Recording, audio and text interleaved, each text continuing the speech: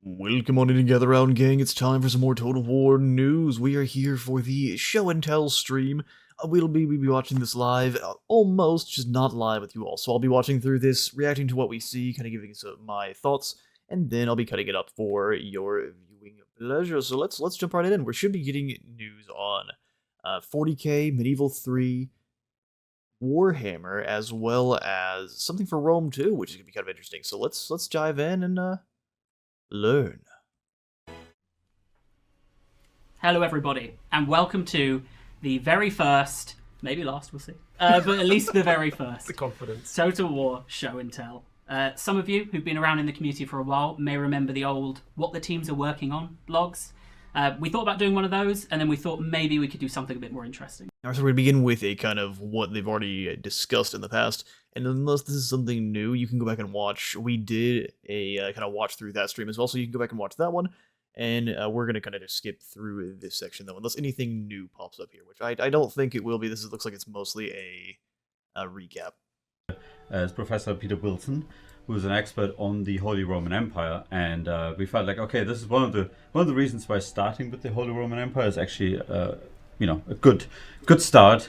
It's also, of course, I think I got quite loud for a moment, but here, that is our confirmation that likely the Holy Roman Empire is what we're going to be seeing today, and that sounds to be the case. So let's continue and hopefully get to see some units. very interesting. I also hope these units are a little bit more polished up than they kind of acted like they were going to be. I'm going to dial their volume back by a heap here on my side, but the last time I did get to see some of the units fighting in a siege battle, and they looked polished-ish, but still very placeholder, so hopefully this time it's not just placeholders with Holy Roman colors.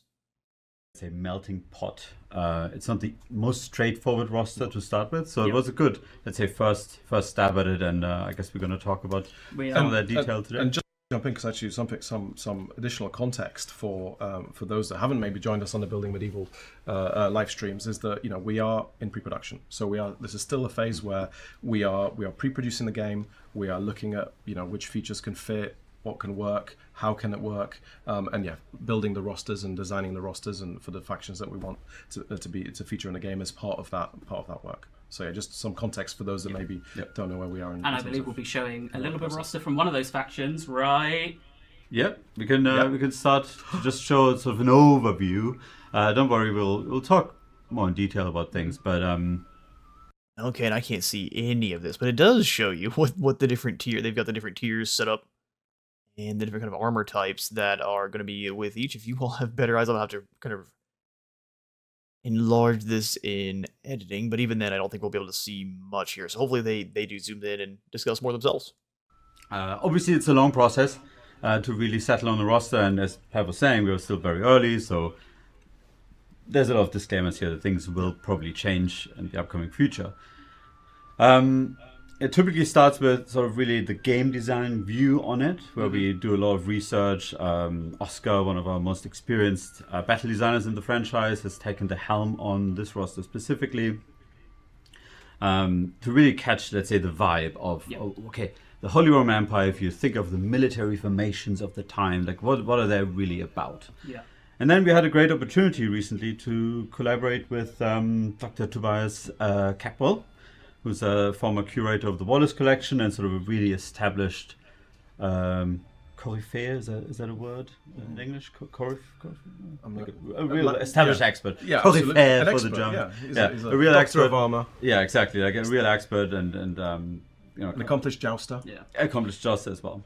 I will quickly interject to say, Mr. Producer, if you could turn down your headset, because we can hear it, Yes. and it is echoing onto the stream.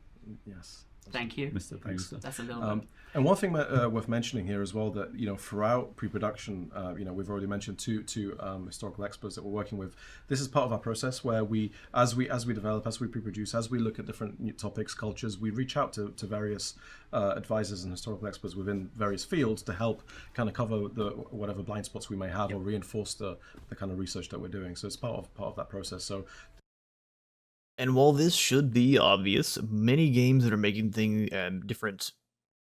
many companies that are making games in these settings aren't actually reaching out. You can tell they're not really reaching out to specialists to get a good idea of the time period. They are they're representing. They're more just kind of I think you could say, it seems like it's just looking through Wikipedia, just some very quick, light research. And now I obviously understand it 100%. I don't need any specialists, so it is good that Total War is still reaching out to those that have that knowledge to have them help make the most authentic game possible. That's good stuff.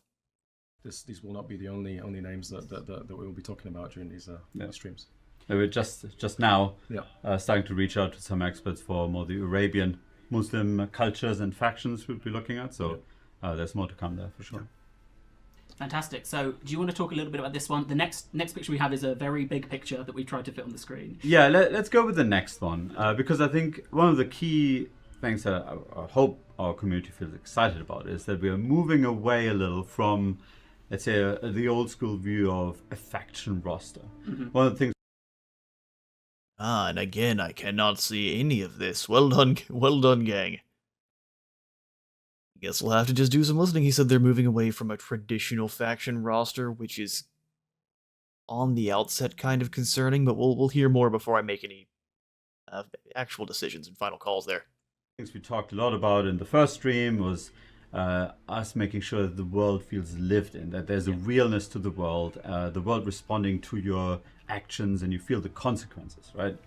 And one of the things that always bothered me a little bit in the older games was that you would capture new territory and foreign lands, and the units you recruit are still largely the same, right? One of the cool things in Rome 2 was the auxiliary system, where you would capture Egypt and then you would start fielding Egyptian auxiliary units in your armies, and it felt really like, okay, it's the world is responding to my actions. There's strategic impact depending on what I conquer and when. It really influences the roster. And as we've talked about this, this window to the world, this world feeling alive, the world. And now this is the way to do it that is positive. So in Rome, like they're saying in Rome 2, the auxiliary system and even the mercenaries being very vastly different depending on the area of the world you are in, the culture you're in, that makes your armies feel very fluid and very dynamic with where you're conquesting, which is awesome. The world is full of people. Population is a concept. We have cultures mixed. We wanted to find a way to represent that in a way that didn't feel too kind of contrived or. Yeah. I will say, so I can see people saying this isn't, they can't read it. They can't. Yeah, that's on purpose. They're not meant to. You're not meant to read this. We'll look at a few detailed units in a bit. This isn't. You're meant to look at the colors. So what the colors are showing. Oh, I see. I like colors. This color here is green. This one is obviously brown. Pretty sure that's red. Anyway. Us here is everything that's red on the side. These are cultural units. That's one of the sort of major leaps we're taking with rosters here, where all the units in red are not technically part of the Holy Roman Empire roster. Any faction that captures territory with cultures that are part of these cultures. And I'll stop just randomly pausing, but this is something they did in Pharaoh. Actually, Pharaoh was a pretty solid game at the base. It just wasn't what people were looking for. It definitely wasn't medieval. But the whole cultural unit system, where the different areas of the map you get different units based on, and that is being brought in. And of course, it was in Rome to a degree, but it was much more expanded upon in Pharaoh. The different regions were much more defined, and those units you got from there tried to stand out a little bit more, which is good stuff. Let's continue. Would have access to these units, and because cultures can travel across the map, there's a lot of dynamism here where. We'll talk about a Franconian unit in a bit. Like if you have access to Franconian culture, even playing as Poland, for example, you'd be able to have access to these units. And equally, me playing as the HRE, I might have access to these cultural units that are part of the, let's say, geography of these other realms. And it's something you could pursue. You could encourage. Exactly. Yeah. Then in yellow is possibly the most important part. These are the units unique to the Holy Roman Empire alone. Like no other faction ever has access to these units. And that's Alright, and there's actually a fair number of them here, which is really good to see. Of course, you don't know what they are, but there are a fair few. of course. Hopefully it's not just these are different variants, and that could be what the blocks are, is denoting different variants, maybe inside of that. These look like upgrade paths, so we'll find out. We really lean into, let's say, the personality and the sort of the vibe of the Holy Roman Empire. trying If to. Mr. Producer could slightly turn down his headset a little bit more, we can still hear quite an echo. He can double check if it is his headset I and don't take just it off. talk over. Sounds like a myself. speaker somewhere, maybe. It's It's live and unplugged. Yeah. Oh. We should also say there's a big forum post going live Yes. right now, or maybe after this, Yep. where there's a lot more detail about this. So I think we please- have this image in high res as well, so you can see the Yep. detail of that. So if you can't read it now, don't So worry. please check out that forum post. The last color I will call out is blue, which is what we call a faction block. So that's sort of a granularity layer a little bit below the faction, where say you have the Duchy of Saxony breaking off the empire in revolt. The blue units would be what that faction has access to. So that's sort of in the rough geography and block of a certain faction to give a bit more regional identity, right? Yeah. That if you have a revolt in France, they would have different units than a revolt in Germany, for example. The other bit you might see on this sheet are the little labels on the side in the top right corner. They're green, gray, and blue labels, and they are the population estates that these units are drawn from, something we will talk more about in the future, in a possible future live stream. There's some more info in that forum post as well, but that's really what kind of people do you need to recruit these units. Green is peasants, so that's your rural population. Gray is the townsfolk living in your cities, and blue is, of course, the nobles, as you would expect. So yeah, so do please check out the forum post that we're dropping. Yeah. Well, if you take a look here, these look like some extremely high tier peasant units. And then you're getting mostly elites from your faction, mostly coming from your nobles. Very interesting. I don't think they mentioned the green tier here, so we'll have to pull up that that post afterwards, or maybe in a separate video, and go over all of the details they show off there. But let's continue. For all of those who were demanding we zoom in, finally. Finally, a bit closer zoom. So starting at the top picture is a unit we're currently calling Ministerialis. Actually quite interesting when we started to look into units across Europe. There was this trend of... So I don't necessarily know exactly what he said, but look how good these units look. We've got a couple different variants of them. I definitely wouldn't want to be this guy. You don't want to be caught without your coat of arms. That's how you get shot as a bandit. Oh, but look how excellent the armor looks. Slight little variances, and hopefully these variances are not going to be just the same and copied over to the other European factions. When they make sense, if like the helmet and the armor styles were used the same, like a male shirt's going to be a male shirt. There's not a lot of variance you can do there, but still, this looks great so far. He, like I said, I don't know what he called this unit, but at least looks like it probably carries a shield. Is probably a foot knight of some kind. Let's say non-noble knights. Of course, the British yeoman or English yeoman. In Iberia, it's the villain knights, and in the Holy Roman Empire, it was the Ministerialis, essentially a class of, let's say, non-noble, more wealthy townsfolk, urban townsfolk, or estate owners who would essentially work as knights in service of the empire. And they're sort of a lighter version of the more classic knights. And you can see here the before and after is essentially our initial concepts on the left, and then on the right, after working with Tobias Capwell and his feedback, and of course, it's a little bit of a flex on our side here. How well we got it right at the beginning. We got to play spot the difference. Yeah, sort of the level of detail of the feedback. His main point of feedback was the chaussées and that really the calves ought to be protected, and that's where on the right you should.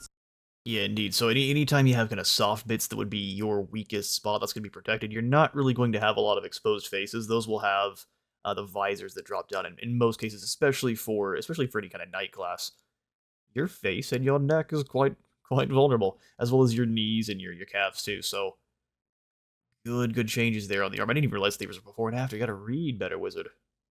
Yeah, love these helmets. See, essentially the calves being protected Just by about, chainmail. yeah. As I have well. to squint, but yes, it's there. Yeah.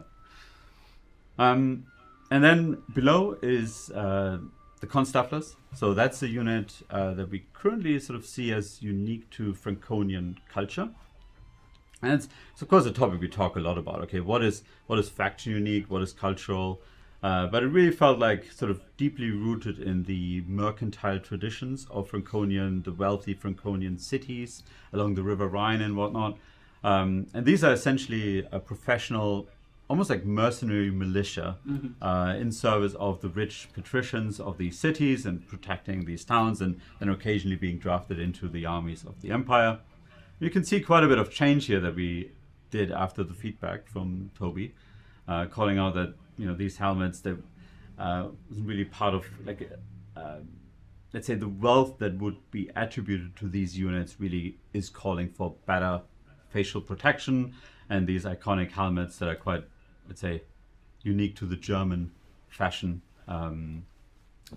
with the facial visors and whatnot. I've seen people trying to work out, especially in that top right one, what the differences are. And I know you called out the calves, but for me, it's the split between the legs. That's a little an animation consideration rather than, but yes. Yeah. And also there's obviously the QR code on screen, so do please. Yeah, I believe that post is now live. Fantastic. So so do follow that QR code, not just to see the post that details our approach to rosters, but also just to join the community and see everything else that we're talking about. And I think these constafflers are a good example as well for like when you as another faction capture territory. Let's say you're playing as Poland, you capture parts of the HRE. That's really where you get some of the vibe of the local fashion across, where one of the things we're really keen on is pronouncing regional fashion differences in armor. That is amazing to hear. The different visual changes and modifications between the factions are what helps keep their flavor. And so that's what I was also thinking, is these are a factional unit for the Holy Roman Empire, and these are more of a cultural just for the area itself. So anyone that conquers territory should be able to, once they build up a certain building, likely recruit these lads in, whereas these are specific to the HRE. Look at the before after here on the, I don't know if the Imperial Knights, what they said. So we've got the male skirt on the outside. That's an interesting design choice, which has been fixed here. Helmet's mostly the same, but they did get some variants in with the more cheese grater helmet that you see on Chaos a lot of the time. Very nice, very nice. Yeah, you can't have metal going all the way down, otherwise you can't move. This guy does, but I guess this style is not really something that is a thing. Cool. Let's learn more. It's a little bit more elaborated in that forum post that these units are really having different equipment upgrades through the centuries that evolve the unit. You're looking here at a more later era version of the Imperial Knights, showcasing some of the things that are talked about, like the iconic armor fashion within the German region, with the Kastenbrust, which was more pronounced on the left. And then after Toby's feedback, we built in a little more variation, some of the more slimmer designs with these which was what's the progress on ladders. Yep. You guys, we said we're going to give you in development rough footage. Doesn't get rougher than this. And we live up to our promises. So this is already even. Oh, look at these guys. They're all picking up the ladder. Since the last stream, right? The progress. This is hot off the press from yesterday. So you're seeing the zero iterations. Oh, and they moonwalk it to the perfect. And it shows how early this is. But I don't think we need to change anything. This is perfect. Two guys walk and the rest just let them do it. Yeah. Oh, a big shout out to Elliot and Matteo, who are currently working on this. And this is historically accurate. One guy's walking. The stream is the rest of them are just letting him carry it. This is something everyone cares a lot about. We are just working on this, starting to work on this. Let's show where we're at. Yep. Are there any plans for naval battles? Yes, this is definitely a topic that keeps coming up. It's something that we know that our fans are really keen to have in the game. It's something that we absolutely would like to see. CA always gets so nervous when people mention naval battles. My goodness. Medieval 3. So it's not really a question of if, more of a question of when. Yeah. As I mentioned previously, we are rebuilding a lot of the kind of features from the ground up. So naval battles, as we remember from Thrones, no longer exist in the engine. So it's something that we have to rebuild. And our focus currently is on the core of the experience. It's the land battle gameplay. It's the campaign gameplay. So at the point when sieges, of course, yeah. So at the point when naval can kind of stand up to those in terms of quality, then yes, they'll find a place, even if that means after release. But it is definitely. Yeah, they've said that twice now. So for 40K as well, when people asked about naval battles, will they be showing up? Yes, but we don't think they'll make it into release on both cases. So disappointing for sure, but we'll see. Definitely something we'd like to see in Medieval 3. I guess it's as we've seen on the streams as they've been so far.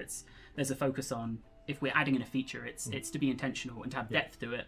We wouldn't want to add in loads of features at a shallow level. It's making sure the ones that we have really feel like a good. And this is what simulation. pre-production's all about. It's looking at all of these elements, prioritizing them, seeing what kind of combination of elements can we get done in the time to the quality that we intend. So this is what all of this is about. Question at you then, which is are you aiming for castle sieges alongside cities?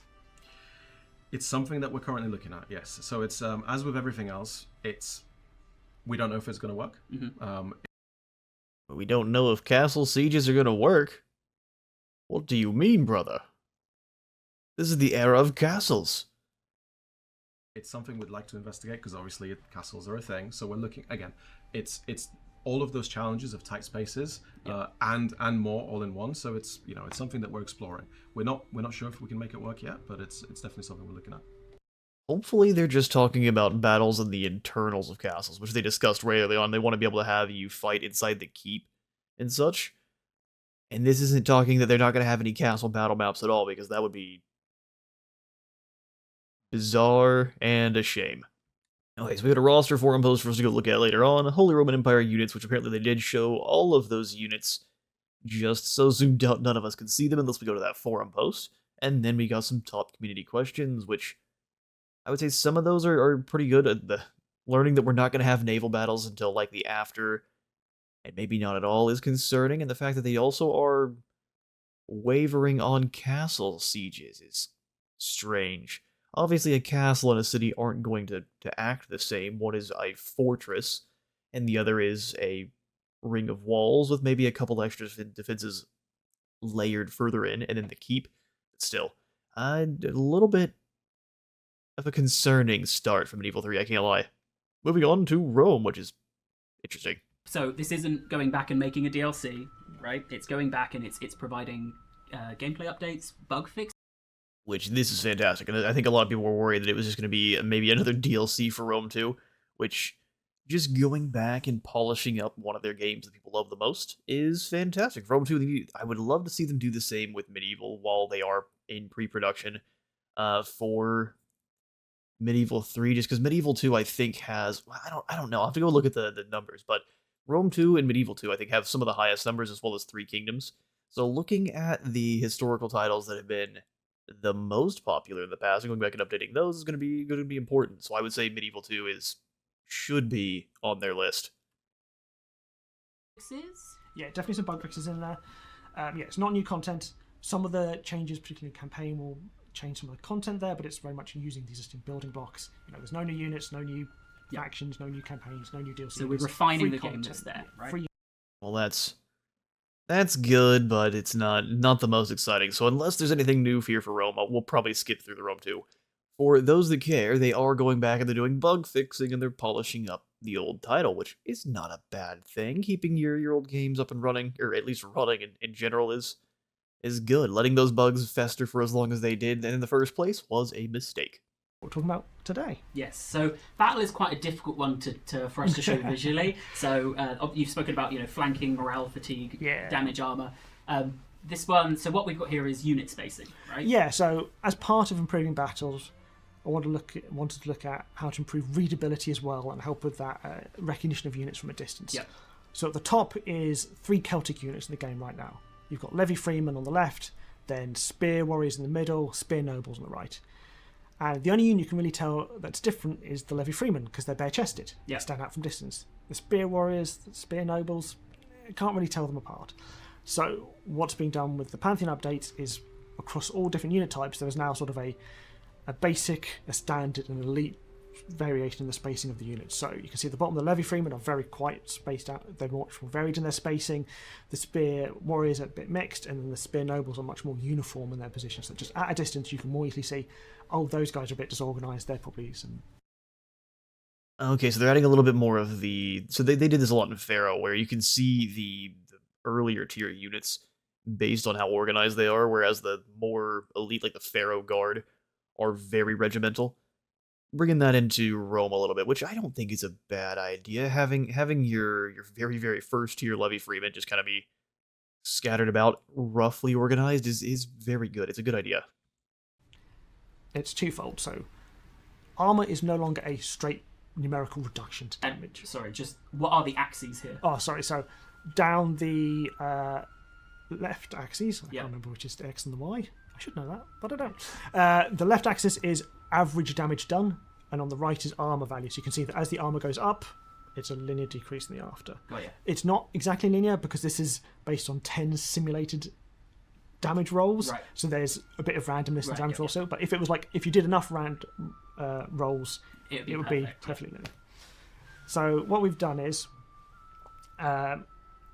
armor is now a modifier to damage. So Yeah. let's take that 60 armor unit, right? Instead of it being a roll between 0 and 60, it rolls between half the armor and the full armor, so between 30 and 60. It then converts it into a multiplier to damage. So you roll the full 60, you're doing a 60% reduction to the base damage you're taking. If you roll 30, it's a 30% reduction. Nice and simple. So that means you get a nice linear increase, makes damage more relevant. Yep. Armor piercing damage now is also now affected by armor. So same thing, armor becomes a modifier, but here it's half the impact it has on regular base damage. Yep. So you get that 60% reduction to your base damage, it's only a 30% reduction. So they're making armor-piercing damage not pierce armor. Interesting. It's basically a half reduction to what armor-piercing was doing previously. They may have to roll that back. We'll see how that goes. It was me writing it based on notes. So AI priorities, which have I misspelled? Yeah. Slightly. Well, I can explain. Go for it. So basically, over the course of the campaign, Yeah. we've now got the controls now to better ask the AI where to spend its focus. So in those longer campaigns, getting them to change up and prioritise other actions rather than sitting and messing around. Okay, so that's like the clumping. Yeah. So in theory, they'll be slightly less defensive as time goes on. That's right. In theory, I haven't really seen them clumping as much as they used to, where they would just sit there and wait for someone to declare war on them and they would swarm out. That hasn't happened in a while, so that's good. Seems like, I mean, it really just depends on everyone else's role for like how the different factions get given their bonuses and things, because all the different factions roll a certain potential at the beginning based on the faction that you're playing. So that kind of determines how they actually act in campaign. So we'll see here. That's the idea. But It's defensive all- at first. It's all dynamic. I mean, Yeah. we've always had personalities which sort of indicate what different factions want to do. Yeah. But that could lead, that makes total sense and looks great in the early game, and it all comes together nicely. And then over time, you might see that the decision making that made total sense earlier on, Yeah. no longer because of the sheer number of enemies or the number of forces that they've got, or lots of factors, then starts to go, that looks a bit strange to us. And Yep. there's been some tweaks to make it Yeah. a bit more flexible. Fantastic. Anything else we want to say about campaign, or I'll move on to... So you can go to the next one. So the long-awaited Siege update, we've spoken about a lot. I am so very glad the built ladders are returning. The Siege beta they made available to everyone. I can't even remember how many months ago it was, where you actually had to sit there and build up ladders and people didn't just have them in their pockets. I think was amazing. And actually, if the ladders are going to, in this version of them, basically you don't lose as much stamina going up them, I think that would also be great. Oh, look how the Skaven ladders look. This is incredible. But nice to finally put an update number on it. So 9.1. Yes. At the moment, what update are we on? 7 point something. Something. Yeah. And so Yes. for people to help understand that, 8 will be. So we Alright, there's the Zinch ladders. Look at these. They've a lot of work's gone into these. Oh, this one does look a little bit more concepty, and it's going to be in update 9.1, so it's going to be a little ways out. update Oh, the number yes. with a version, right? That's so right. with a release. So 8 would be Bhashiva. Bhashiva, and 9 would be Lord of the End Times. yes. Also, just coming in the end times cool, and here's the Chaos one, which looks like a stripped down version of their war towers, or their siege engines. So this will come the patch after Lord of the End Times, the campaign update coming the patch after Bhashiva. That's right. So on screen I've just got some ladders, thrown some siege ladders up there from Seven. The Dawi. Yeah, that also looks good. They did a very good job with these ladders. It's great bringing those back. I mean, well, I say bringing them back. It's kind of new for Warhammer. To me, it feels like bringing them back because experienced them in past Total War games that I've worked on. So they're going to be joining the fray for players to make use of. Yeah. Removing pocket ladders as the default setting, because we know they're not for everybody. Yeah. But the people that do like them, there's still going to be an option setting, so you can still have Okay. them in the game. So really down to you, what your preference is, and how you want to make use of sieging with ladders. Fantastic. Sorry, I'm so easily distracted. Are there any other changes since the beta that people should be aware of? There's a whole host of stuff going in, and like me and Sean were saying earlier, we've been spending the time really looking at what the fantasy we want to have for siege battles in the Warhammer setting. Yeah. Got 10 years worth of content now, Yeah. so there's all sorts of things that we'd love to play around with, and the betas obviously helped us look at some of that, and we've got some other ideas of our own. But we've been specifically focusing on gate improvements, like the damage dealt to them, making Yep. them feel like a solid thing to defend. Looking at towers and the damage output. We've been looking at things like siege attacker trait. Which characters, creatures should have that. Making sure that hordes are well supported. Yeah. Loads of bits and bobs. Yeah, there's a lot of stuff that may not make it as well because it's cutting room floor style of we are trying things out. We want to try and push the boat out. I think we've said this before when we tried to do our larger reworks. Trying to make something that's objectively better for everyone is a bar that is hard to cross every time, and that's why it can take a bit more time to make sure that we go above that. There's lots of things that we're looking at as well that may not make it in. I don't know whether to talk about some of them, but we've spoke about can ethereal units go through walls? Is that something that we can support? I paused it and muted myself. Hey, that sounds incredible. We need to look at all sorts of things for the walls where they're saying here, yes, ethereal units should be able to pass through them, make it take a little bit of time, make it take a little bit of their vigor, but they should absolutely be able to pass through. Same thing with these spiders. Let them crawl up and over walls into the spider units, or units that may just have good climbing capabilities in general. They can just let them climb naturally, or maybe you give Clan Eshin, so all of the Eshin-based units, they can have kind of grapple hooks, or just they have special climbing, I say special, but a climbing specialization already where they can do the same kind of thing the spiders can do. That would be so cool. And even just opening that question needs to go, well, if we want to do that, what's the technical cost of that? Yeah. The way our walls are built was never built with that in mind. No. So it's a technical update. It's what would the implications of that be? Like, what happens if an ethereal unit dies inside a wall? What does it actually do to the game? All those things need to be thought all the way through, and then we make the decision of, do we go ahead with this and actually commit to it and resolve those issues? Is it worth doing? Because the fantasy of it would be incredible, but then there's the experience, and that's that objective better experience bar that we have to cross of fantasy sounds great. If it doesn't help the game though, should we invest in this?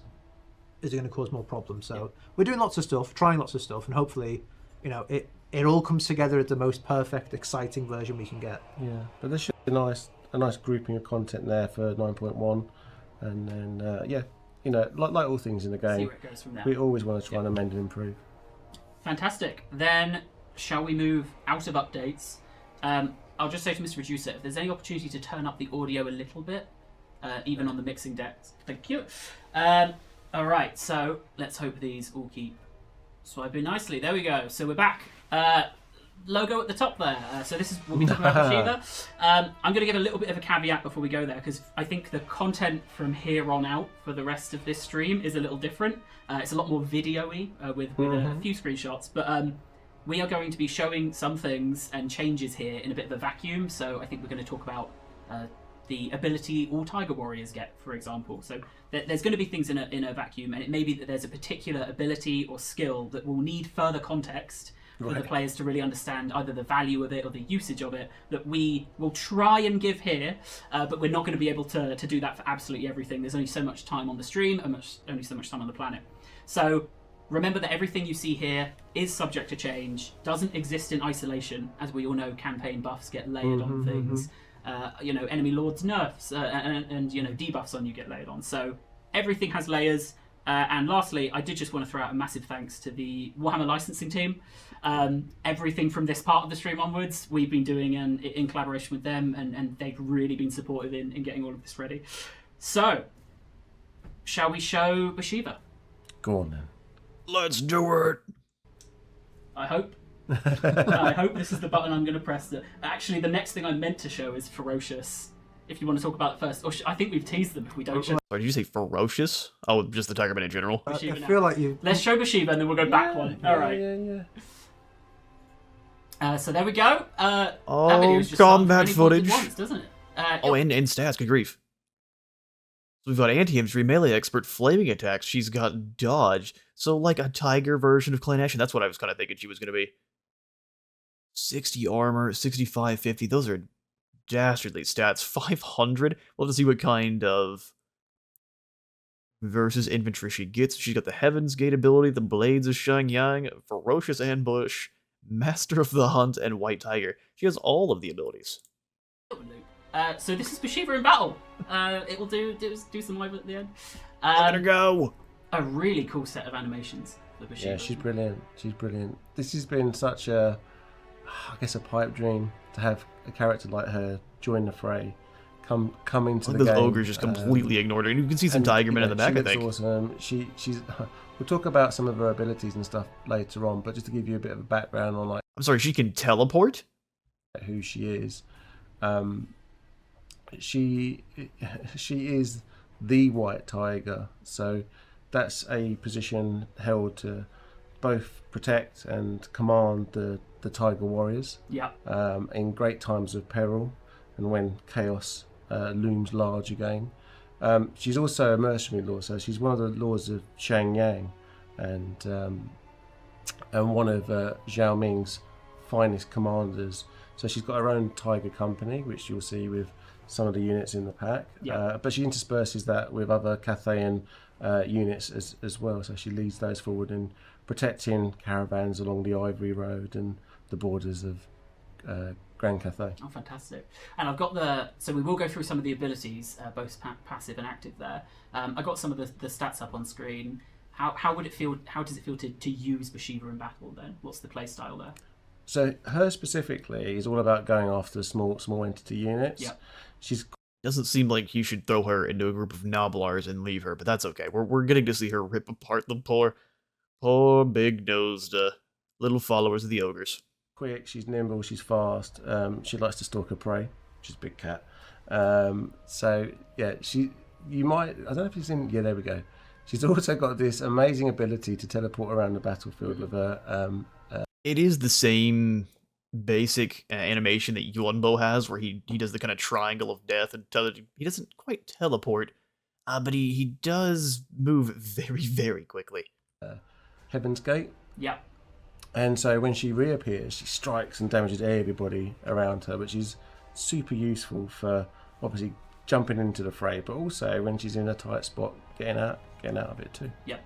And we'll see some of those abilities. Ooh, This was idle a far longer animations. video that I remembered. Yeah. This is a really nice video because I didn't record this one. This is one of the few I didn't record. So that's why it's a much nicer quality than what we'll get into. So we can see on the abilities on the side there. These weapons almost, and I'm probably gonna get scorched for this, but these look almost Warframe. Correct me if I'm wrong. Do they not? They kind of look like she's got a fire mod on, and now she's got the flame effect, which I don't have a single problem with. She points people out. But Ferocious Ambush is what all Tiger Warriors are getting. I'm glad It's you the said that, WWE because I'll put it Tiger. on its own in the next Right. section for us to talk about. Okay. So we can very quickly talk about Ferocious Ambush as just an expectation Hey there, little brother. of that's what the Tiger Warriors will have. So what is Ferocious Ambush? What's the intent behind the ability? I mean, the fantasy around all these characters is about that big cat field, stalking its prey, getting in, roughing people up. Yeah. So it's very much given them kind of that vanguard deployment speed. Okay, let him talk for a moment, but certain Tiger Warrior martial philosophies cannot be practiced outside their kin. Their innate feral instincts enabling, among other things, the impossible speeds of their renowned charges, so they are going to be moving quite quickly, and they get Devastating Flanker. I did expect them to. Or Slanesh. I mean, all of Slanesh has Devastating Flanker, but their trait was given to everyone else quite quickly. enabled if unit is charging. That is awesome. And it's very similar to what the... Oh, what are they called? I don't know if it's the Knights of the Brazen Throne, but it's the black-plated juggernauts of Khorne that are just monstrous. And it lasts for 20 seconds. The charge bonuses, all those kind of different things.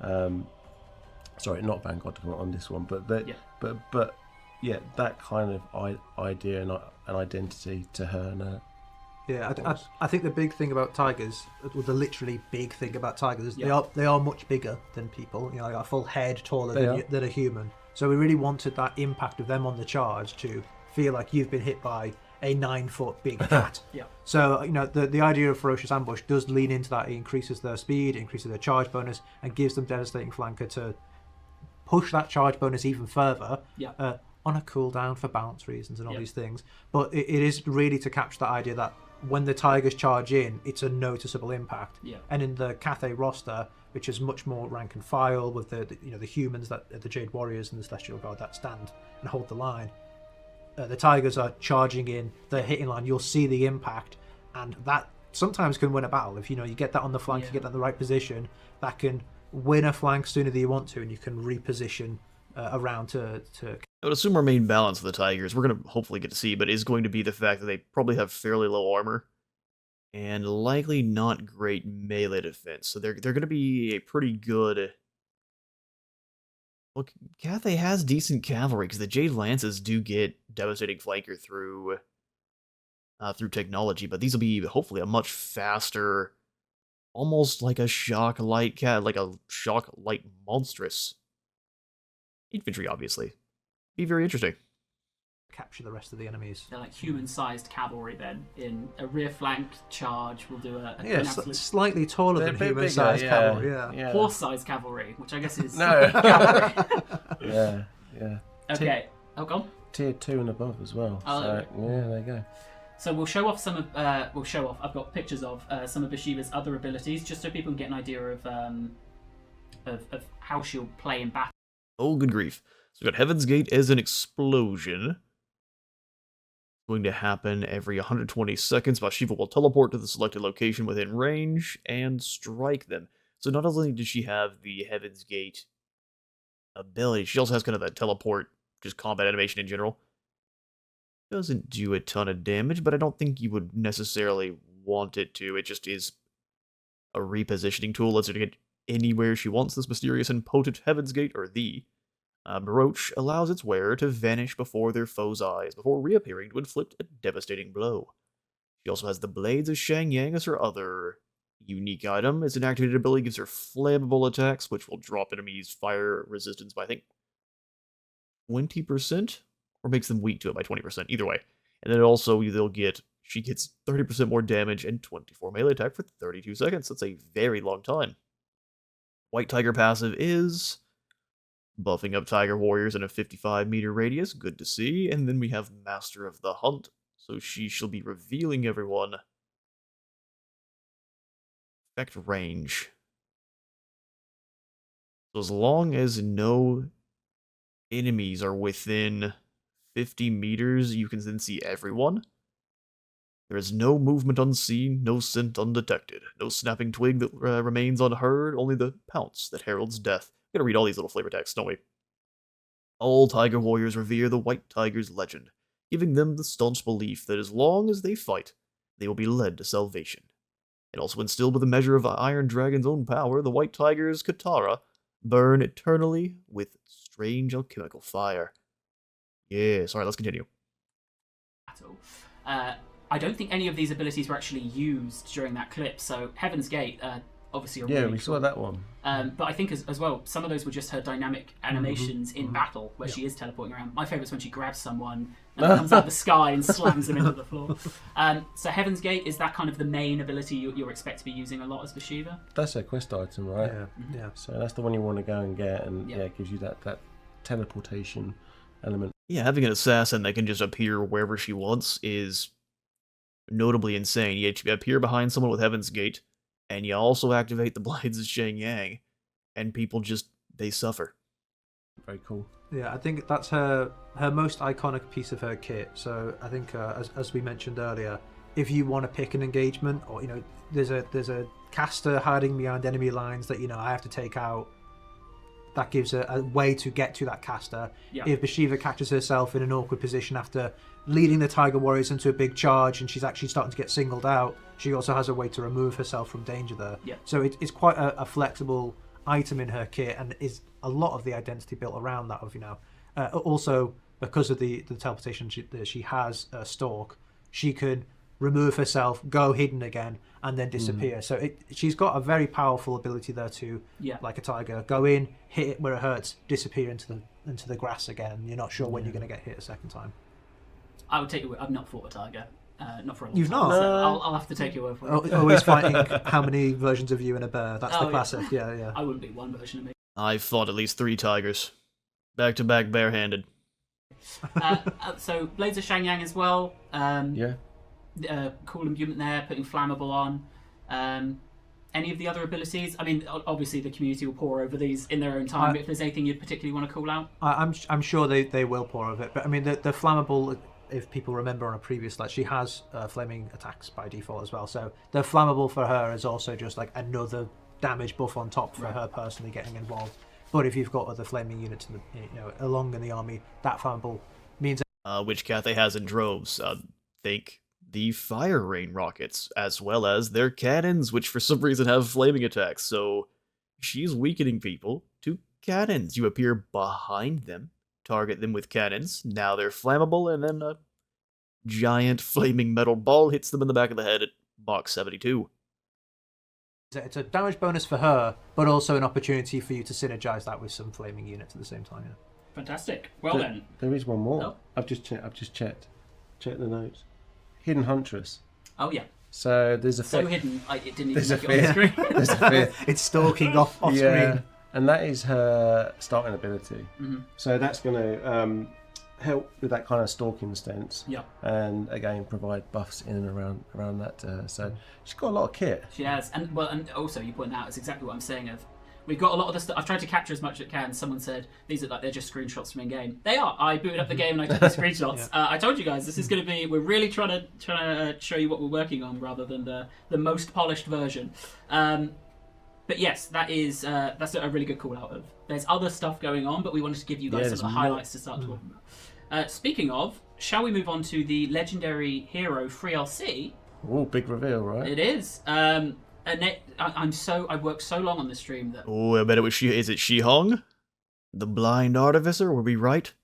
just saying the names all come out naturally now. So I'm glad I didn't say that we have. I don't even think the name's on screen now that I've said that.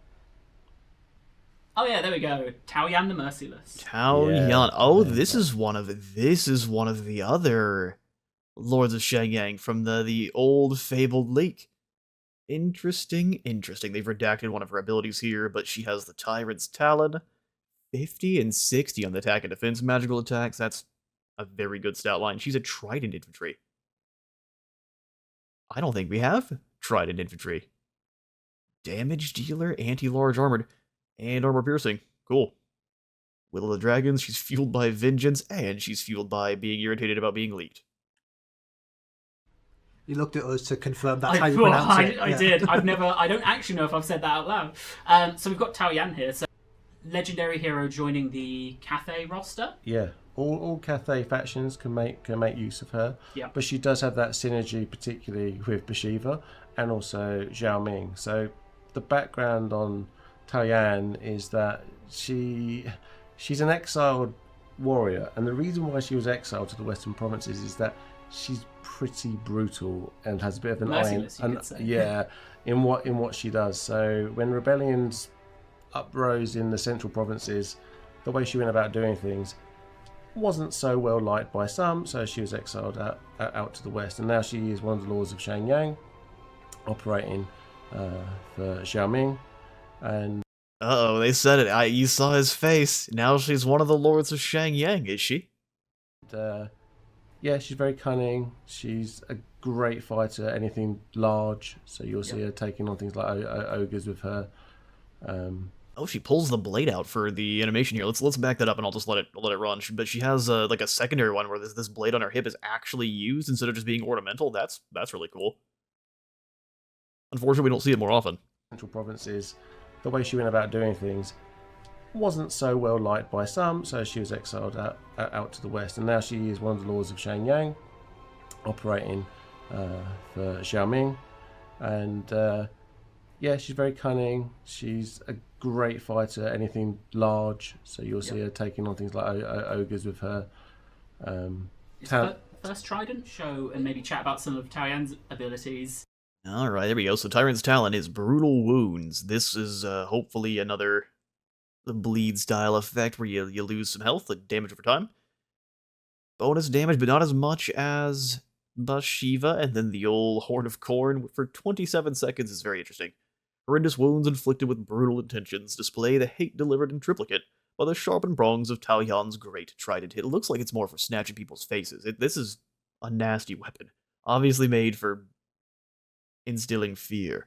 We also have Fueled by Vengeance, a passive that's active all the time. As she takes damage, she'll be up to 20% more resistant. That's ridiculous. And then booster damage. The end of one's own life is a slight against those owed their debts of vengeance, remain unpaid. So she's just so angry about not getting vengeance, that's fair enough. And then as an active ability for a hex where she causes terror and gives herself Executioner, and then everyone around her loses melee defense, so just take everything that Yuan Bo can do and do it better. Oh, okay, yeah, we can So, go with those. I've got a video here that's a video, but it's also just 2 screenshots that it swaps between every 15 seconds. So the first thing here is there's I think 3 of them that we've worked on, but I've only got 2 in the video, only 2 were done, of skill tree updates, refreshes. Yeah, they definitely looked a little bit different there. Let's back that up.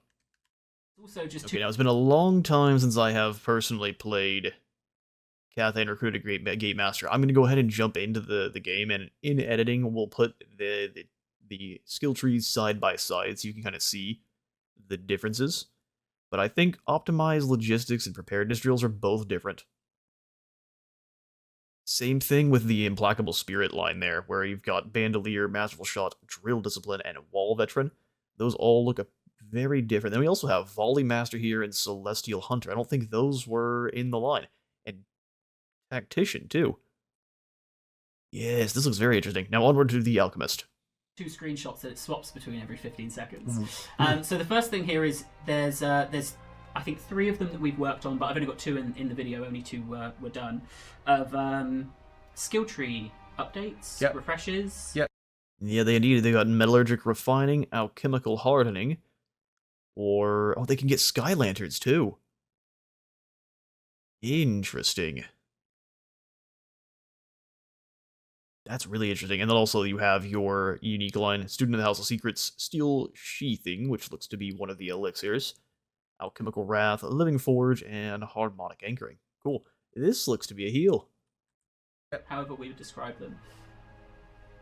Done a few of those. So we've gone over a bunch of characters. So Astromancer, Gate Master, Alchemist, and yeah, variety of different things there. So on the Gate Master, we've now split their line. So they've got a character line now based on melee improvements or range self improvements. I'm trying to think now. So they're all up there. Oh, they're all up there. I don't know if you're close enough to see it, but yeah, no, I can see that. I'm just trying to reference back to what I've put down in my notes as well. I do have that the Alchemist is getting a Sky Lantern mount. Is they that are. true? They are. I mean, we've also changed the Sky Lantern as well. So the Sky Lantern in itself is now different. It's now much more of a supportive unit. So it's not going to be trash. We'll see. It's there to buff and reinforce the armies around it. Kind of being that spotting thing from up on high. Yeah. No, there's lots of stuff to do with that. But you should definitely talk about the tech tree. Tech tree. What I'll a wait for the great transition. transition. The tech tree is different. There And we go. there we That's go. it. Oh, we've fully changed the Cathay tech tree. Cool. I don't know if Cathay necessarily. I mean, they could have used. They definitely could use it, but Tzeentch, I think, needs some help more than Cathay. But I am happy to see updates to Cathay. Let's continue. Yeah, we redid the tech tree from scratch. It's funny when we did it, it has the exact same number of technologies and takes the exact same amount of time, purely by chance. Yep. But it is from scratch. We really want to lean into the yin and yang of it. So each side now has a focus on yin or yang, either in either portion of it, and as it comes to the center, it's more harmony of effects on those central techs. And we've made a separate military and provinces section, so it's a lot easier to navigate and find what you're looking for. One of the things that we had in our mind, though, is like the current tech tree's been out there for so long. We really don't want this to come across as like, a change for change's sake. So we did a really big analysis of everything that was in there before, and give or take a little bit here or there. This is an objective, like it's got all the big ticket items that were there before, plus some extra fun things, and it's just a bit easier to pass. We had some issues with the old tech tree where you'd still be seeing peasant buffs like quite late in, which never really felt like, oh, this isn't capturing the, like, I'm late game now, right. I want to see the tech tree reflect that. So now you can see as you go through the tech tree that it scales with where you're at in your campaign. You spoke about campaign harmony or harmony. Are there any other changes to like harmony traits or how that's? There has been some stuff done that with characters. Yep. So that, yes, that has gone on. The other thing we've also done as well is there was feedback on Terracotta Sentinels not really having enough punch and weight behind them. So we've done an animation metadata pass. So we've been changing that. So now when they're going on a charge, they should be much more impactful in like the damage output. And what else have we done? We've changed some of the... Yeah, your Sentinels, when they charge in, a lot of times they'll swing and they'll only hit a couple of units. And it is just extremely lackluster. They're good at dueling large targets, but the second you throw them in against anything kind of small, they really, really struggle. Units on the tierings as well. So like I think it's Longmars down at tier 4 now. Yep. So there's been some balance changes there. Yeah, we just want to make... I'm sorry, Longmas at tier 4? That sounds, frankly, terrifying. Make sure that people can get access to... Look, I'll keep pausing, but the only thing Longmas don't beat in the sky are Bretonnians, which you're never going to find. And then the Doom Knights of Tzeentch, which Tzeentch doesn't tend to field very many, so if you just go for overwhelming them with like a companion flying cavalry of Longma, you'll be able to pump them out much faster and sooner than Tzeentch can. That's quite scary. And we do have something man-sized, and it is a man. So we have here our next Ta-da. Lord of the End Times. Who is this? It's the guy who I said will have his day. And he's having his day. He's definitely having his day, yeah. So Boris Todbringer. Todbringer, finally. I'm surprised, but that's pretty cool. We're going to have Ulrich. Our Ulrich. Well, maybe not Ulrich directly, but still the Cult of Ulrich showing up. Man, if we get an actual overhaul to the religions of the Empire, which I don't think is happening, that would be so awesome. But still, the Cult of Ulrich showing up. This, I would assume... Oh, no, there's one over here, too. Maybe just variants on another... one of the units they're showing off, but still. Oh, Todbringer. Elector Count of Midland, and... Yeah. It looks like a new He's model. here. He's finally here, but in here now to be fully playable. Yep. So it's really cool to get to that point from, I mean, on the original Warhammer, 10 years later, to now be in that position where, you get a new experience, a new fight with the Empire. Yeah, like you said, he's a bit of a visual glow up as well. His, I think it was like. Yeah, he looks great. I made sure to pause it on a white screen here. Well, yeah, perfect. Yeah, look at him. He looks fantastic. Old Toddy. The anti-beast man himself. He gets very obsessed with killing Khazrak, and I think he ends up thinking that Khazrak is the Ever-Chosen, or he is going to end the world, and he just gets very, very focused on Khazrak specifically. So brace yourselves. Yeah. You've seen him in his Lord Selection screen, and now you get him in the battle. So Boris Todbringer with his new model there. He's a shouty boy, isn't he? Armored and shielded melee expert, 60-50, that's not bad, no armor piercing damage just yet. Really, really nice shield, and it's an interesting laurel he has here. He looks great. It just kind of looks like a Hospitaller shield. The Hospitallers just end up looking like... Or I guess the Cult of Ulrich, rather, end up looking like Hospitallers? Maybe. I did see that some of the White Wolves had hammers, so maybe we'll have a Warhammer infantry unit for the Empire finally. So where does Boris start? Do you want to take a guess? Somewhere in Lustria, I would imagine. He's not gone quite as far afield. No, he's in Midland. Yep. Shocker. Yeah. Fantastic. And He's in Midland, shocker. Yeah, no, throwing him anywhere else would be utterly ridiculous. And having an additional legendary lord there instead of just a pseudo is going to go a long ways towards keeping the Empire much, much safer. Because as of now, they're much better at stabilizing in the face of Festus and all of the other threats that come through. Kislev doesn't; they still get run over, but the Empire, they hold. so what's the kind of campaign atmosphere you're aiming for Boris?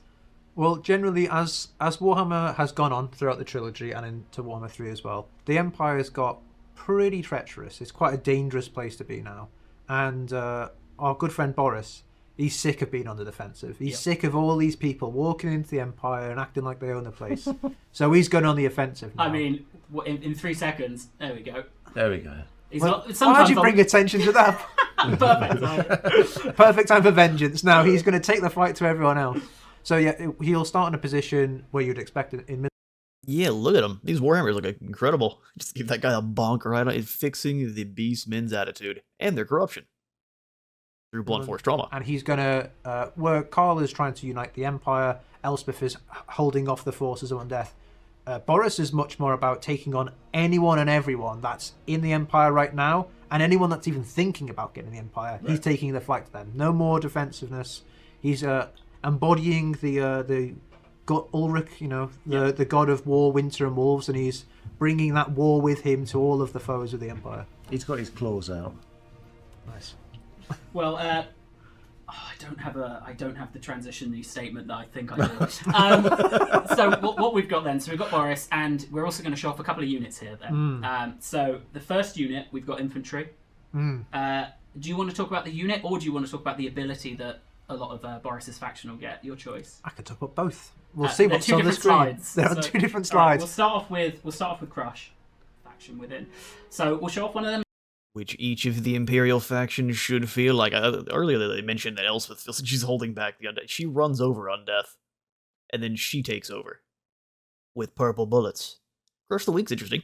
So I'm betting they're going to stick with the idea that the units are going to get stronger as enemies are wavering in range. 55 meters is a long area, which is needed. Otherwise, you're just not going to see this buff up more than maybe once.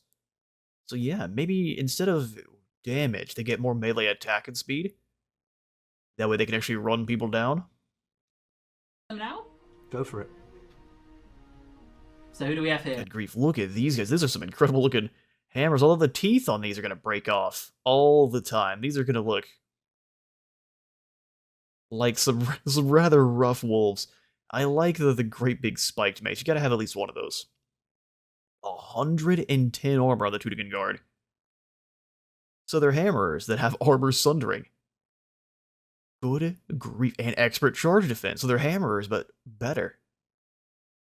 Because they're men. It's the Teutogen Guard. It is.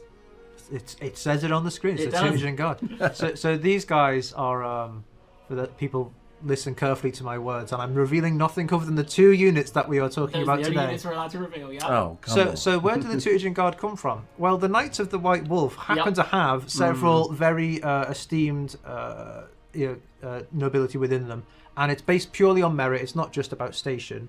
If you are particularly good Knight of the White Wolf, you might be elevated to the honourable position of the Teutogen Guard, whose duty is to protect Al Ulrich, Emil Algar. Yeah.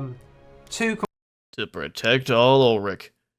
See, it'd be cool if that shows up if he shows up as a legendary hero or maybe a pseudo.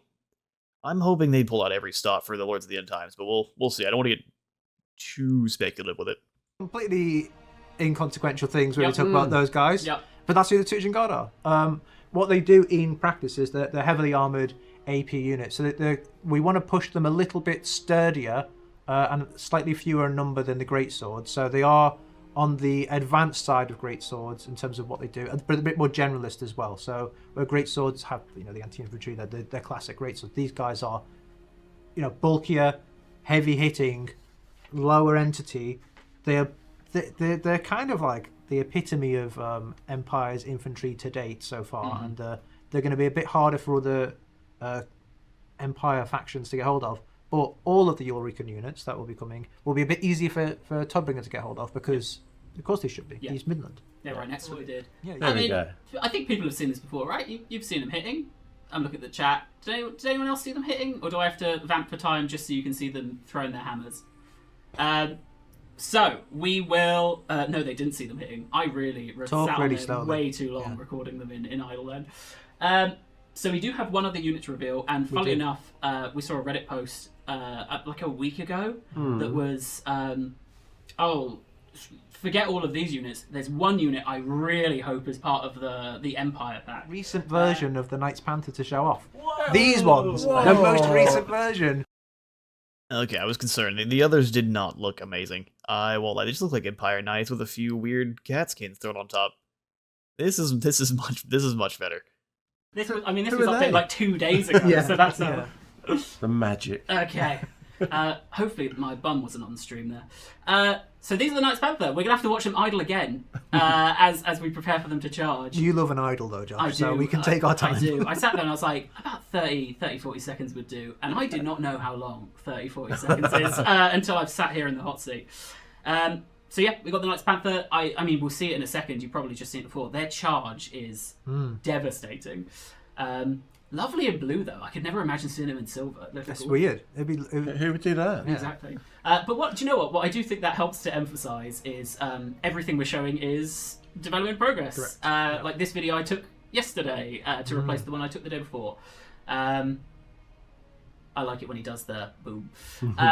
So yeah, that's what we're trying to do with the show and tell. So everything you're seeing is development progress. All of those stats could change. I would like to see most knights switch to blades when they close the gap, because you're not gonna keep this lance out and poke with it. That's just not gonna happen. The lance tends to not survive the first couple charges, so switching to a blade makes sense. Still having them have less melee attack overall, or then they have really good stats for an anti-large unit, so there's no complaints there. Depending on however Sean's feeling at that moment in time. But yeah, I think I'm just letting him see him fight for a little bit before we move on. Just keep vamping. There we go. So what we have now is technically, but not really, 3 more units. So we are approaching the end of our end times section, and I really like the Warhammer community rumor engines. So we thought we'd make our own. Oh.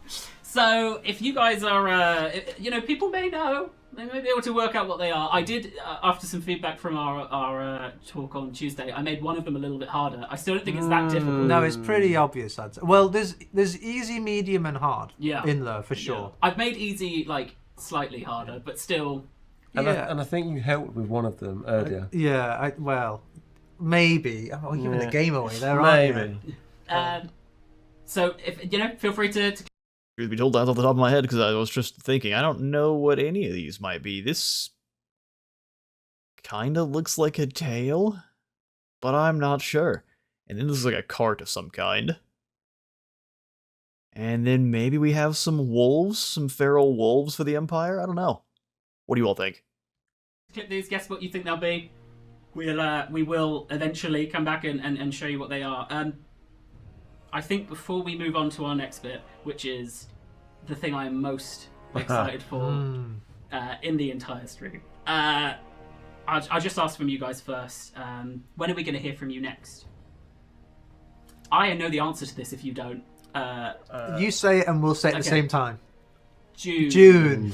So I think the plan at the moment is in June we'll come back. We may do it may be a stream, it may be a video. It's me, Toddy!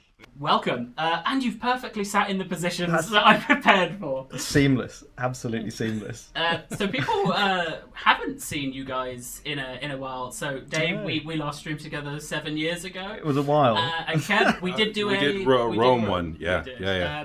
So welcome to the stream. Thank you. We'll show and tell. It's warm in here. It is very hot. It's crazy. I don't know how Rich and Sean managed that with the heavy jumpers. And the sad thing about that video is we didn't get to say big thank you to Rich and Sean for coming on. But I'm Thank sure you, chat will show appreciation. Rich and Sean. So who are you guys?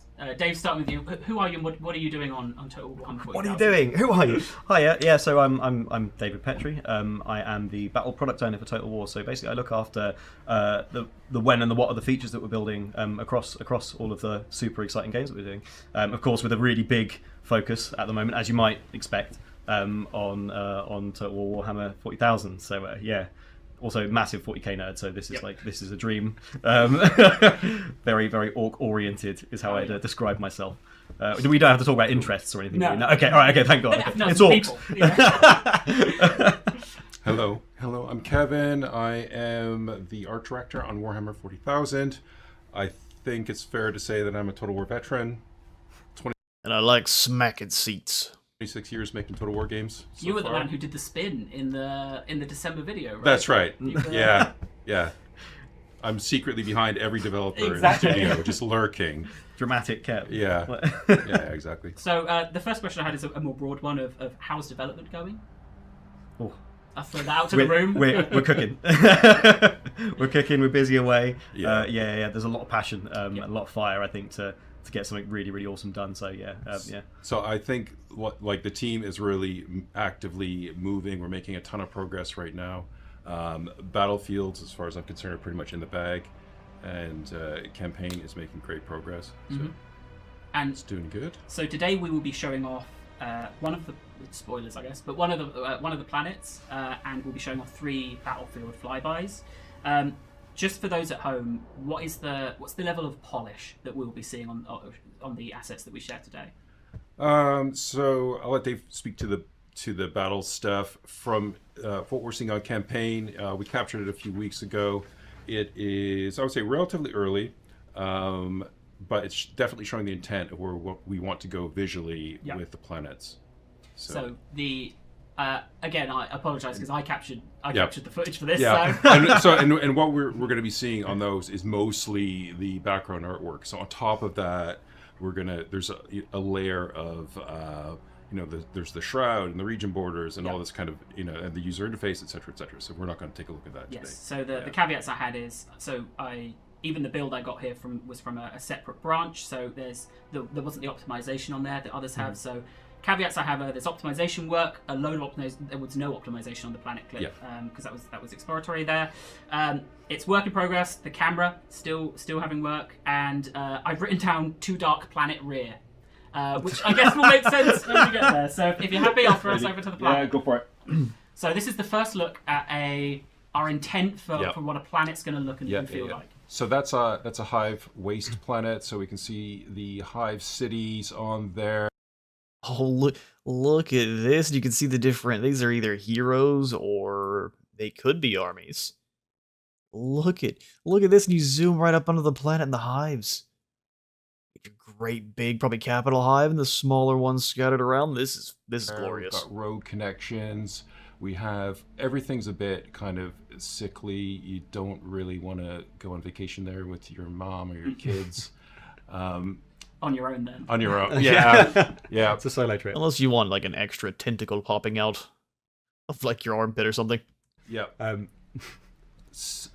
So this is one of our planet types. Our planets are kind of mix and match. We've got what we call biomes, which is the overall terrain type. So we've got arid biomes, temperate biome, ice biome, waste biome, and then we also have, on top of the planet, we have different kind of civilizational types. Okay. So this is a hive planet. So we can see the hive cities on it. So obviously the intent is to have like a spectrum of world types present, right? And obviously hives classically, they've got those hive cities on them, and then the waste that they produce causes a bit of a problem for the rest of the planet, right? But then also we are going to be looking at like frontiers and civilized worlds, etc., which are also sort of mainstay planet types that are within the galaxy. So there's all sorts of different. Good grief, these flybys look great. Development in progress, but this is looking very good so far. And if each of the planets you basically zoom out and ends the system, you kind of pan around the system. You want to get into one of the planets and it zooms in like this, and there's all the different hives all over. That's going to be cool. I don't know if each of those different hives on the planet is going to be a different battle location you can fight on, or an area that's going to need to be controlled, or it's going to be sectors. But we'll have to see. Different planets with different purpose Yes. that the Imperium has constructed. Sometimes lost, Yeah. often lost, Sometimes sometimes forgotten, Yeah. sometimes forgotten. It takes a long time for that bureaucracy train to work. But yeah, so representing all of that is the goal here. And just for everybody watching the stream, Dave is a designer. I'm an artist. You'll see me like talking about art nonstop, and that's my obsession. So the question I have then that will maybe hit both of you in a different interpretation is what was the biggest challenge in trying to capture a whole planet? Yeah. So, it's not just about capturing a planet, because what we're really trying to do here is we're making a planet, we're making a Total War planet, Yeah. we're making a Warhammer 40,000 planet. So we have to get the confluence of all those different items. This isn't just like planet Earth or Mars or whatever. So we really want to get the feeling that you're playing a Total War game, that there's a familiarity when you're playing it. Also, there's all of the background story with 40K that we need to get in. So our challenge really is getting all those things, and normally that's challenging enough for when we're doing that on a 2D map. Yeah. But now everything's getting wrapped around a ball. So our lives have been made kind of easy, and a lot of our process is very similar to making the 2D maps because of our tool chain that we've developed. So the designers and the coders have got a tool that allows us to place things quite easily, and we don't have to manually go in and do that. So we promised we'd talk a little bit about scale here then. So I'll ask effectively the same question to you with a different flavour of it. If I'm a player, what is it like to try and capture a whole planet? So you're going to be fighting Good. This is the question I was hoping they were going to answer. through region to region, basically on these continents, with the aim of basically capturing like a key region or a key location within that. And across those conflicts, you're going to be encountering all sorts of different scale of civilization and what's the word, like density of the maps, etc. So it gives a really cool opportunity for you to sort of encounter like more desolate, wastelandy places, like you can imagine when you end up fighting on the perimeters of these hives. You're going to have like these wasteland battles effectively that are pretty much empty, right? Like some bits punctuating things, but largely it's pretty desolate out there, bar a few points of interest. And then of course when you work your way towards and into an actual hive, you're going to be fighting these much more dense, much more sort of like choke point oriented battles. But we'll get into a little bit of that soon, I'm sure. Then, but, it's a great idea of then how I'm taking a planet. How many planets would be in a system?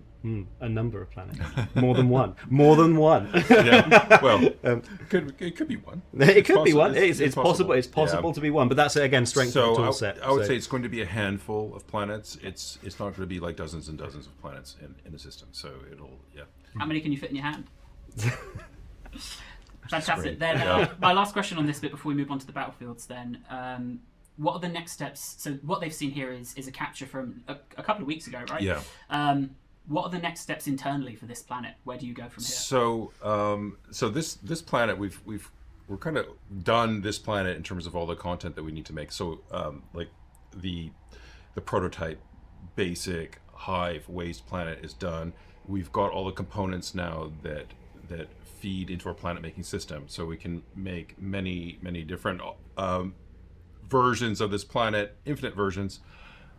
We can also mix this biome, so we can have hive ice planets, hive arid planets, etc. So we've been working through all of the different planet types. Yeah. The team is essentially going to be done next week with all the planet types. After that, we have been developing the actual systems. Yeah. So we have a pretty good. You can see in the background when I talk about the system, we're talking about where all the planets are living, and there's a star, and there's all the nebula and the backdrop. So we have a pretty good basis for that already, but we're going to spend the next month or so with the campaign art team focusing on all that stuff. Fantastic. Then, should we talk about some battles? Let's talk about battles. So we have 3 maps. So we revealed as part of our announced trailer we had a hive map, which Upper Hive Delta? Upper Hive Plateau. Oh, Yeah, so close. close. So Upper Hive Plateau, and we did see the community kind of saying, "Oh, that's a lot of things on the map, right?" And when we're doing trailers and stuff, we do try and get there's the most going on. But what I wanted to do in this stream is, because we're talking to the Total War community, right? Is to show there's a variety there. Yeah. What we don't have, you spoke about like Wastelands. We don't have like the lowest density map here, because those are a bit further in development. Still to be developed in that stage. But we do have some medium lows and then the one. And there's only so much we can talk about in one swing, right? So when I said earlier that we had all the battle maps in the bag. Oh, look at this map, and you actually have some units out here. I didn't see if these were orcs or Astra Militarum, but I can imagine most out there are just going to slam Astra Militarum on repeat. Meaning that's the faction they're going to choose, much like the Empire. It's going to be them and the orcs for, I would say, the foreseeable future. Until the Sisters of Battle show up, and then guess where I'm going? Grabbing me a flamethrower. That wasn't strictly true. We do have two additional maps that we're working on, which are the lowest of the low density. But look at that. That's exciting. That is- That's really exciting. So to speak of this a little bit, basically, like there's going to be a really, really wide variety of spaces that you can fight in this game, right? Like you're going to be able to fight in much more dense environments and much more sparse ones. This one is like somewhere towards the bottom half of that sort of sparseness, right? Like, Just gotta take it in all the details. There are lots of very wide areas to fight, areas to set up guns and blast down at people at the low ground, choke points to force enemies between. And this does not look like a small map by any means. I don't know if this is a major settlement or if this is a minor settlement. They haven't mentioned. But this is pretty dang cool. like you can see, Having all the different things going in the background, like the laser shots going up and the different anti-aircraft rounds, if they have them, or flak in the sky, is going to go a long ways towards making these battles feel like they're being fought across the entire sector and not just the area you're at. Hopefully we get to see some actual fighting, though.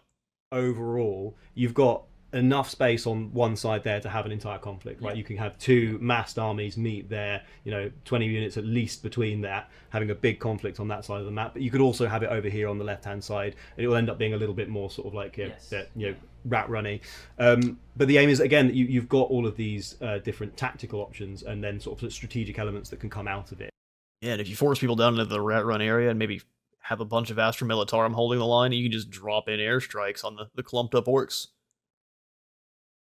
Or the slippery elves. So one of the really big and exciting things that we're doing here is that destruction now is going to come into play, right? So that forest, if you don't like it, you don't have to keep it, right? So if you find that pesky forest is getting in your way and you can't see around it, then you can get rid of that thing, or you can use it to hide in, right? And you classically use it to sneak things around and move around. So however you want to try and develop and use your units.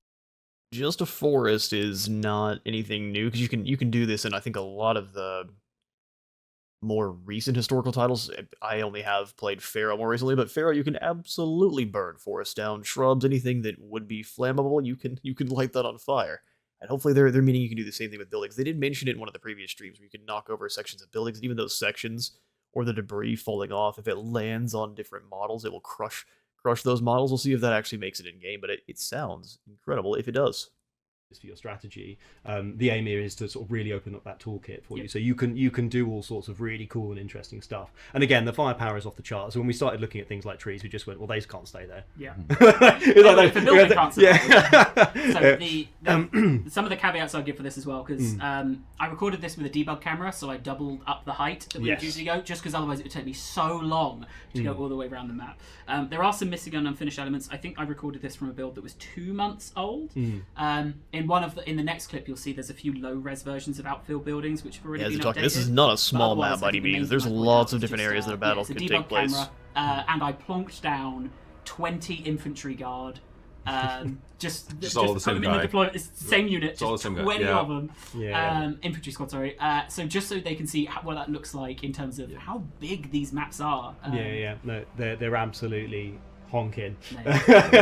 So we do have a lot of maps that we're shipping with, and not only that, they're all quite switchable in terms of lighting and biome, and also start pause when you're playing the different maps. So it's going to be a lot of options for the. Yes, Josh, pull the camera in so we can see the guard. No, you're going the wrong direction. Yeah, for sure, absolutely. I want to see a ship get blown up, and then we can move. Here it comes. Is it coming? But I think another point to make here, and I think I've said this before in different forms, is that you're not always alone, right? Like again, we're fighting on these planets. There is a huge amount of conflict going across the surface of the planet as well, right? Yes. You're not just you there, right? So when you show up in these planets, Oh, look at here. This is probably their upper hive plateau. They were talking about even more guard. As I was saying, everyone's going to be selecting guard. look at that, Including me. Do you want to point at your? He'll come back. Okay, He'll okay. come back. We'll go- Maybe someone spotted Okay, him. maybe someone spotted him. We're going to talk about him in a minute. But you're not alone, right? Yep. So when you arrive on this planet, it might be, depending on the campaign situation, that you're actually gonna be Verticality and joining, detail work here is a fight incredible. that might be in conflict. That doesn't mean there's loads of stuff going on, but there will be like a number of small skirmishes potentially happening in the middle of the battlefield before you start. And whether you decide to help or hinder really is down to you, depending on your alignment, I guess, and how much you care about those poor guardsmen and their lives. Yeah. But you don't have to care, and that's the wonderful thing. Exactly. So yeah. this is the map from the trailer. Yeah. Upper Hive Plateau. I was trying to, because I think the lighting is automatically set from a pool when you load into a map. I was trying to match the lighting from the trailer, but I loaded it like 6 times and I just gave up. Yeah, I mean, we've got about 40 different lighting setups, so you might be a while to try to find the right one. Variety is key. Yeah. But I think like a thing we found really interesting to develop with was this concept of like dealing with these intense spaces, right? Because obviously there is a lot of complexity to building something that represents a hive world, right? And I think the team have done an absolutely stand-up job. I can't swear, can I? No. I really shouldn't swear. Wow, that's hard. So they did a really brilliant job, like a flipping brilliant job. You know, really, they smashed it out of the park in capturing that. But one thing that we found with this universe, right, is that everything is such an incredible scale, right? Yeah. That even these intense spaces, when you get down into actually looking at them, are absolutely huge, right? There are these massive areas that you can conduct combat within, right? So even when you're dealing with these intense spaces, often actually the spaces you can work through are still pretty sizable, right? Like if there was a moment a little while ago, but you try and point at one down there, just Yeah, looking at how large these maps are, mobility is absolutely going to be king. So the speed freaks and the white scars and the different factions that really prioritize moving quickly around the battlefield are going to be, I'm thinking, are going to be some of the best factions by far, especially with maps this size. It allows you to pin someone down in one section, then swoop around way wide and get multi-stage flanking maneuvers that are just backbreaking. down below the camera, turn the camera down. Come on, Josh. Yeah, come on, Josh. Like you can fit like a sizable army in a lot of these spaces, and then in many of those spaces where things do get tight, there are opportunities to remove buildings and sort of make it a little bit bigger if that's your playstyle. If you've got an army that really values line of sight, then that can really help you there, because you go, I don't want those, get rid of them. And right? I think that's been the biggest mental shift in playing is dense maps in other Total War games. It's, well, these are all obstacles I am forced to work around the whole time. But a lot of these buildings I can get rid of. I can make this a lower density map if I want to fight on a lower density map, right? Yeah. Oh, we also have some amazing effects Yeah, these buildings are offensive to me. Remove them. with bombardments. We do, yeah. And again, you got these really powerful tools, right, to be able to sort of like blow apart key parts of the battlefield. Being completely clear, not absolutely everything is destructible, right? Like we've kept it to areas where it really works, it makes sense, and it feels like it can really sort of add to that depth. But I mean, another big part of it is these cover zones, right? Which as we come back round, maybe we'll get to point out our favourite. But these cover zones, because again, we are dealing with a universe that's full of really powerful but flat-firing weapons, right? And so cover becomes incredibly important. So a part of the sort of the tactical the tactical tapestry of We're seeing like really big covers on right down there, bottom And left. then that's where my yard are. Yeah, exactly. Yeah. But it really can, help the survivability of your weaker units. And something that we really wanted to capture here is that, cover really does matter. When you've got fragile units, that fleshy poor humans that Yeah, when your main weapon types are projectile, cover matters quite a bit. So making sure they are working in a kind of cover system, and it's not just, oh, you're standing next to this grass, so you get some bonuses. That's a good thing. They actually did a fair job at Pharaoh, where they are standing in the grass, they're interacting with the different terrain types more. It's definitely not being able to take cover in the trees, which would be frankly crazy. But This is actually no. This very much is being able to take. This is just taking cover in different sandbags and stuff. Will be interesting to see if you can garrison different buildings that can then be destroyed and different tactical options like that. That'll be really cool.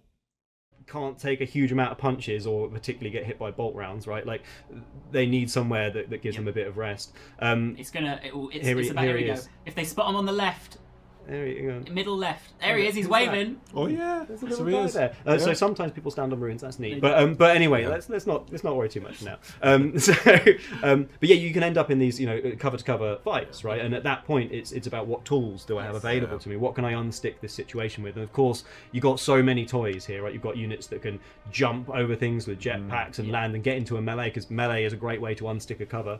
But you also have blow these... up a building that's next to them and drop it on top. Drop it on them. Yeah, absolutely. You've got these wild bombardments if you positioned or have your fleet in orbit nearby you. Part of that whole tactical and strategic space is stitching together the campaign and the battle, so that having that fleet present with the right things on it, with the right bombardments, with the right assortment of armament, can really, really help your battle. So if you've loaded it up with a macro cannon and you've got a bunch of really angry space marines ready to jump down, they can appear exactly where the enemy doesn't want them, right? So there's the really, really powerful and cool tools to sort of like play with once you start to get into this space. But cool, it looks pretty, doesn't it? Oh yeah. I'll ask. I don't have to say anything, Dave. Everybody's just looking at it. They can't even hear a word you're saying. No one's listening. Just before we move off this one, then I wanted to ask you about deployment zones. So what's different about deployment zones here? What's different about deployment? Oh yes, what is different? We want to make sure we have, I guess, as many varied ways to play these maps as possible, right? And we have done tricks like this in the past, but we are leaning into it. So with this map, you can fight it north to south, effectively, so like from that direction. You can also fight it east to west, so you can have that deployment on a different, basically, axis. And we also are going to have assault battles, right, which have these sort of more entrenched positions that we're fighting against. And at that point, you might be defending sort of halfway out into that map, for example. So as a defender, you might be sort of halfway in, and we have...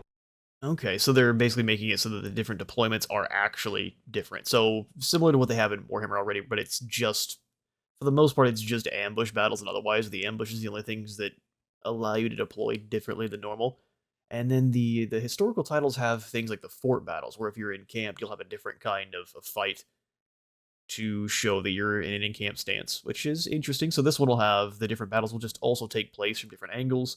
Or if you're going for a certain style of a battle, the defenders, or even maybe the attackers in some cases, will start already deployed in kind of pre-built defenses, which would be cool.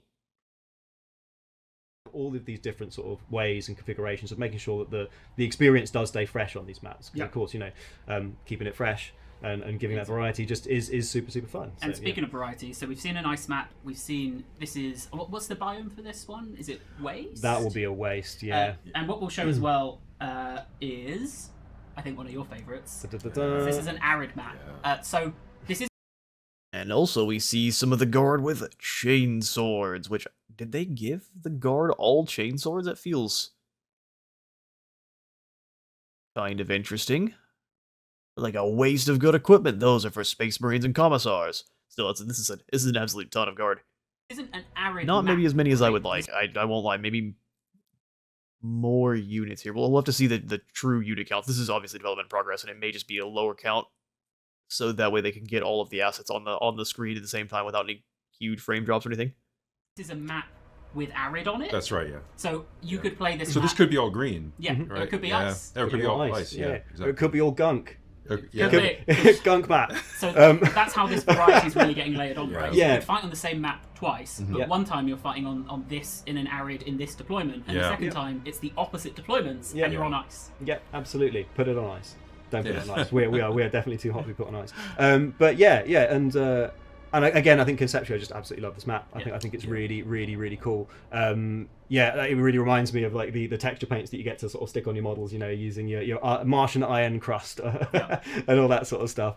It brings back memories, basically. Having the different strike craft fly through and the flag going off, that's what I was talking about. It'd be interesting to see if these meteorites coming down actually hit people. That would be very, very annoying, but it would be lore accurate. But yeah, and again, this would probably speak of like a frontier world, right? So somewhere where like things are much more desolate, where civilization that has been built up is kind of like almost stuck to the vestiges of like crashed vessels and whatever the Imperium has slammed down to sort of bunker up around. And you get these really cool and interesting spaces to fight in. And again, sort of looking at those sort of like ledges that you can fire down from, again with these flat firing missiles, the positional play really does matter a lot. Like, so being able to build up multiple ranks of fire from like, it looks like you can go through the middle of this little section here, but it'd also be interesting if maybe you just want to blast it out of the way so you can shoot across with tanks or heavy artillery or whatever. Yeah, so you can see this looks to be a cover position here. They at least are, they're very standout at the moment, so hopefully they do a smidgen of a better job kind of working them in. But also you kind of do want to be able to pinpoint them from space as we're flying around the map. Behind you, in front of you, to the side, you're flanking with your missiles, etc. Like, that is all an important part of that space. So making sure that we have that in the environment, is super key. And doesn't it look good? And doesn't it look lovely? I really like the big crash ship. Yeah. The big crash ship. Yeah, no, this map looks incredible. Just the great big battle cruiser that's hit the ground and they're just kind of building up on, and it looks like they're salvaging. This is definitely looks less of a Imperium world and more the one that's kind of been taken over by orcs. I know there's some Imperium stuff here, but it looks like they may have been run off, or maybe they're in the middle of a salvage operation to one of their own cruisers. Is a really good part of the map. Yeah.